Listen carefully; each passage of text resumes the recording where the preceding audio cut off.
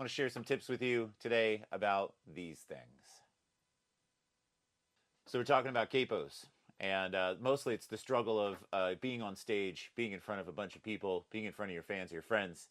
You put a capo on your guitar, it's all in tune, you put a capo on your guitar, as soon as you strum it, it's out of tune, and then you spend sometimes what feels like minutes or hours retuning the guitar to make sure that it sounds good. So I have a few tips for you. Tip number one, get an adjustable capo like a Shub. There are a few brands out there, but the reason why an adjustable capo is that depending on where you place the capo on the neck of the guitar, the neck has different thicknesses. So down here, you'll need to actually tighten the capo down more, and then as you go up the neck, you actually would loosen the tension a bit. So starting with a good adjustable tension capo is always really helpful.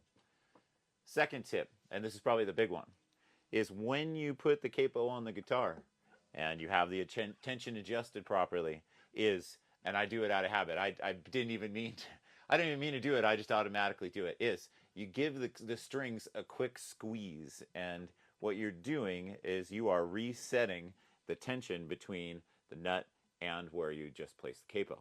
So super important. You just take the guitar capo, you plug it on wherever you want to go, and then once it's set, you just give the strings a good little quick squeeze, and more than likely, you're going to be really close to where you need to be in tune.